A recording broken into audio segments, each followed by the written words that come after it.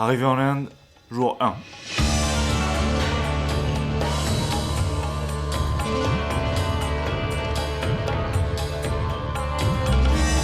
Notre arrivée en Inde fut difficile. Difficile, je pense que c'est le moins qu'on puisse dire. Je m'appelle Vincent. Moi c'est Salomé. On vient de finir notre école d'ingénieur et là on a décidé de partir en tour du...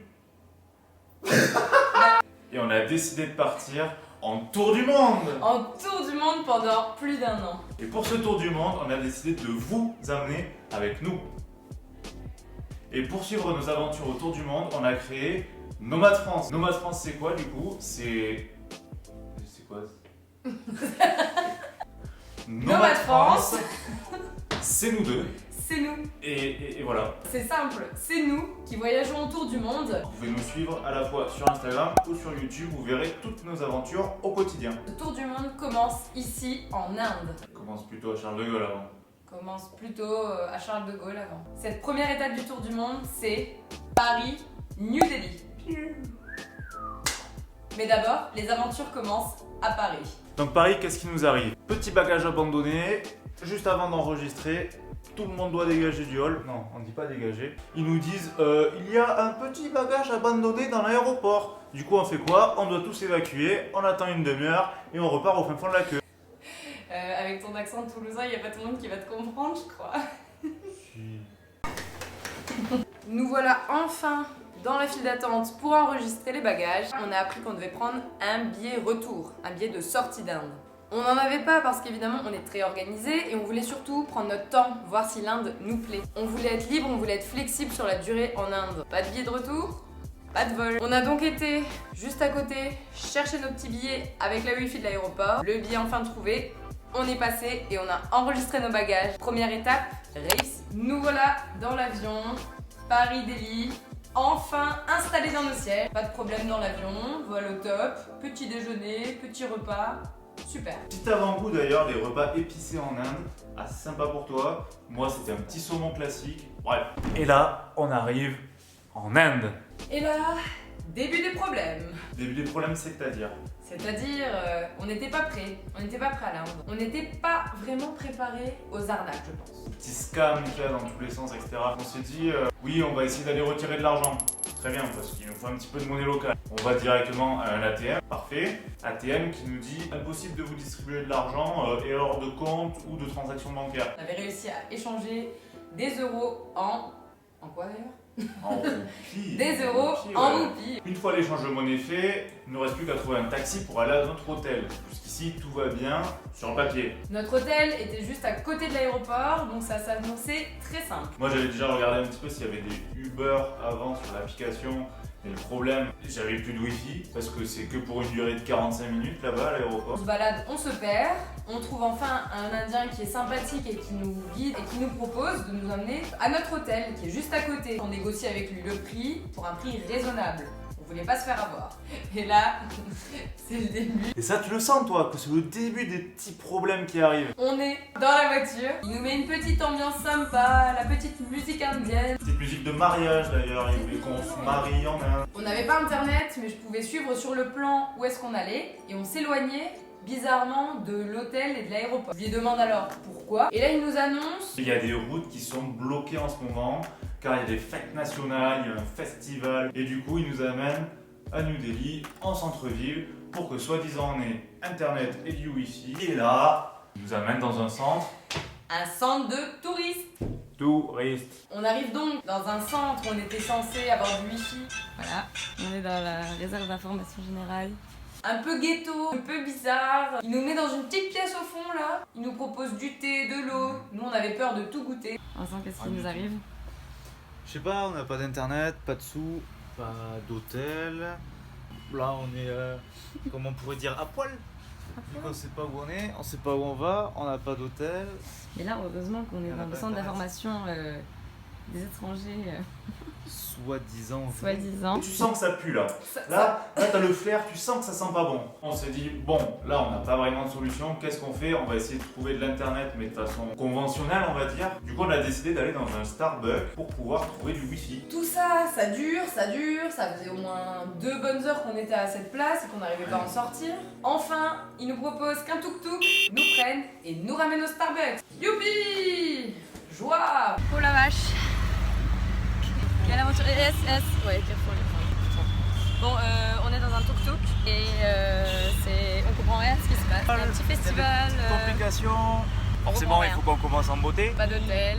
Pas d'hôtel, il faut qu'on en retrouve un. Là, on va manger, on va dans un petit Starbucks pour avoir le wifi parce que bien sûr, on n'a pas d'internet parce qu'on n'a pas encore de carte SIM. Voilà, on essaye de se débrouiller un petit peu comme un peu. Et on fait ça, je sais pas comment dire. Voilà, donc tout est normal. On va survivre.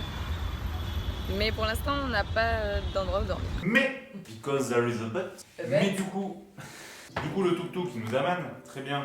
Le problème, c'est qu'il y avait vraiment plein de routes de barrés. Mais barrés, c'est pas une petite balise là, comme ça, rouge et blanche. C'était carrément, il y a un énorme mur, comme un mur de Berlin, qui fait 4 ou 5 mètres de haut, quoi. En attendant, le tuk-tuk fait son plein, on attend, on sort du tuk-tuk, tout ça, ça dure. C'est rythme indien tranquille, faut pas être pressé non plus. Et là, il passe devant des endroits où il y avait pas mal de noms de boutiques connus pour nous. Et il nous demande mais qu'est-ce que vous cherchez réellement? On lui dit nous on veut de l'internet. D'accord, très bien. Du coup, internet, on lui dit arrête-nous là, parce qu'il y avait un truc justement d'information Voilà. touristique. Encore une fois. Touristique. Nous voilà. Deuxième lieu, deuxième tourist center. Un gros centre de touristes. Mais vu qu'on était passé par des étapes un petit peu ghetto, on va dire, là, ce tourist center était quand même très clean, très propre. Rassurant. Et très rassurant. Donc on s'est senti en confiance, on a eu des personnes qui nous ont un peu expliqué. Et là, ils ont appelé notre hôtel et nous ont dit oui, il n'y a pas de souci, on peut vous emmener là-bas. Il n'y a aucun problème, rien de barré, festival, non. On s'est dit on s'est fait arnaquer par les autres, mais pas par eux. Du coup, ils nous font quoi? Ils nous font par contre, nous on a un chauffeur qui peut vous amener, mais dans à peu près 45 minutes. Et de toute façon, le temps que votre hôtel ils viennent pour venir vous chercher et vous ramener, ça prendra le même temps. Du coup, autant qu'on vous amène, on vous fait ça gratuit, c'est bon, c'est cadeau, c'est des amis, tout ça, c'est l'end. En attendant, on a un mec sympathique qui parle avec nous, qui nous pose des questions sur notre trajet en Inde. On n'a pas du tout planifié pour l'instant. Zéro pointé. Le plus bizarre quand même dans l'histoire, c'est qu'on avait souvent notre hôtel au téléphone. Les tourist centers appelaient notre hôtel. Mais le problème, c'est que cet hôtel, nous, on le croyait, parce qu'il nous disait oui, quel est votre numéro de dossier, il savait quand est-ce qu'on arrivait, il avait les numéros de réservation. Il avait tout cet hôtel, il avait les dates de départ, il avait des informations très précises sur nous, il savait comment on s'appelait. Mais moi, comment tu veux que je sache qu'ils savent qui on est?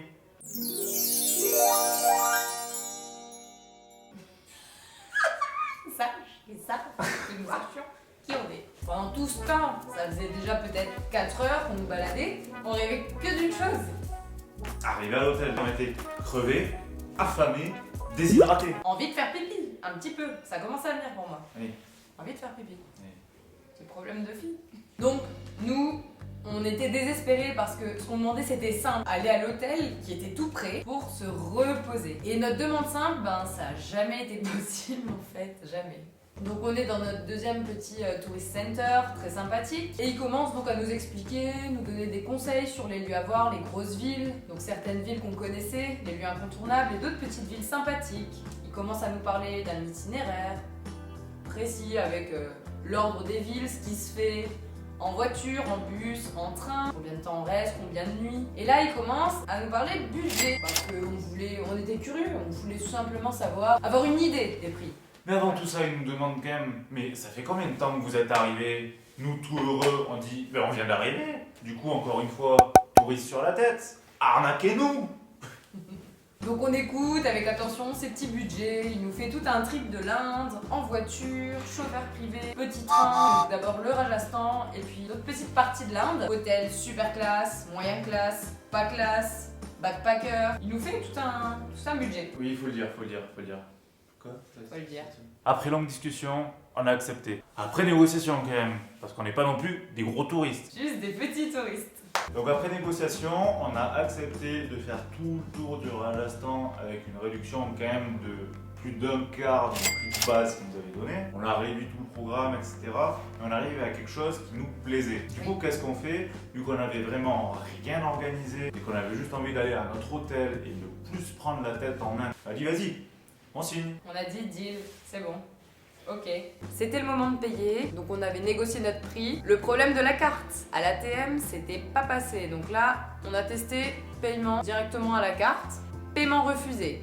Super. Nous voilà sans wifi, à l'autre bout de l'Inde, fatigués, on peut même pas payer. À savoir qu'on avait prévenu nos banques, qu'on avait tout préparé. Très sympa. Un Indien nous prête son portable pour que j'appelle la banque en France. Ça dure très longtemps, vous savez, vous connaissez les systèmes en France. Après de longues minutes, j'ai enfin eu quelqu'un au téléphone qui a réussi instantanément à me débloquer. J'étais seulement en voyage en Europe et pas hors Europe. Carte débloquée, j'ai essayé de payer, paiement réussi. Donc là, on était sauvés. On avait une carte bleue qui fonctionnait pour nous deux. Bon, la mienne, elle marchait pas, hein. Et elle a jamais marché d'ailleurs, ma carte bleue. Et ça je vous en veux, hein. Je dirais pas à la banque, mais ça, je vous en veux. C'est bien, on a payé. Du coup, notre tour, il commence demain matin.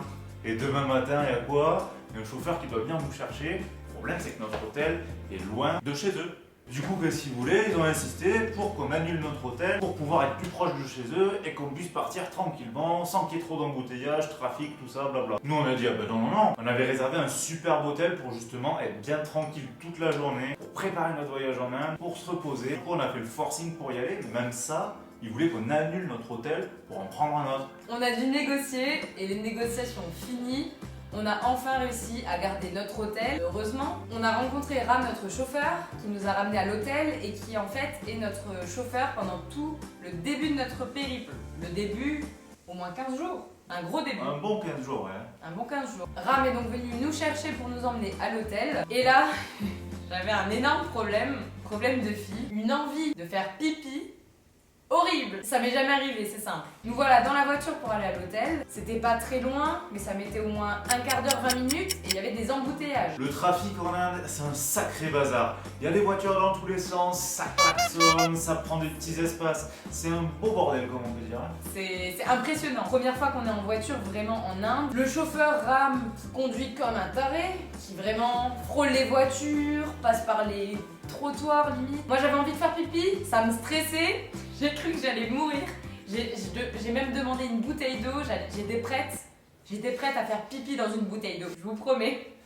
Elle en pleurait, même s'arrêter sur le bord de la route pour faire pipi sur le bord de la route avec toutes les voitures à côté. Elle voulait faire ça. Les voitures, les chiens et les vaches. Surtout. Du coup, j'ai expliqué à notre super chauffeur que j'étais en train de mourir et que je voulais faire pipi. Donc lui, il était mort de rire. Il a dit You want the hotel here? Yes. Il y avait un hôtel au bord de la route. J'ai dit je m'en fous. Je suis descendue de l'hôtel. J'arrivais même pas à marcher, j'étais comme ça. Et là, j'ai commencé à marcher vite. Et je disais Vincent, je vais mourir, j'en peux plus. Et j'ai réussi à tenir jusqu'à l'hôtel et voilà, je me sentais bien. Bref, petite péripétie passée. Il nous amène à l'hôtel 5 minutes après parce que oui, on était juste sur le point d'arriver à l'hôtel. On arrive à l'hôtel et là, c'est le drame. On arrive dans l'hôtel, super hôtel, luxueux. Alors là, on a compris qu'on était en confiance. Arrivé à la réception, aucun souci, oui, votre chambre, tout va bien. Et on leur demande, mais il n'y a pas un souci? Il n'y a pas des routes bloquées? Un festival? Ah non. Quoi? Non. Il n'y a jamais eu ça aujourd'hui. Pas de problème. Arnaque, escroquerie, scam. Arnaque totale. Et là, j'avoue, j'ai craqué, j'ai pleuré, j'ai craqué. C'était trop. Fatigue, faim, ils ont trop pris notre temps, j'ai craqué, j'ai pleuré. Pourtant, on n'est pas notre premier voyage, et encore moins en Asie, hein. Mais bon, comme quoi, il faut vraiment se méfier de tout. Après, petite récompense, la chambre. La belle chambre splendide, on a pu se reposer, prendre un délicieux bain.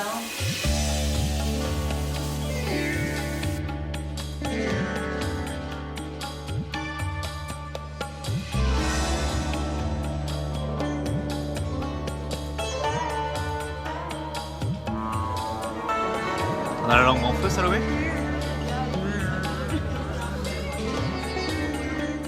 Donc repos bien mérité, on s'est juste préparé pour le lendemain pour attaquer parce que dès l'aube, 11h, dès 11h, Ram, notre chauffeur qui venait déjà nous chercher pour attaquer l'aventure d'Inde.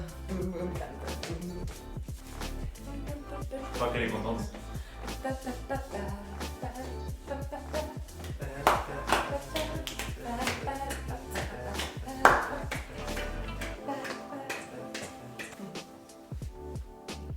D'ailleurs, voilà un tout petit aperçu du Rajasthan.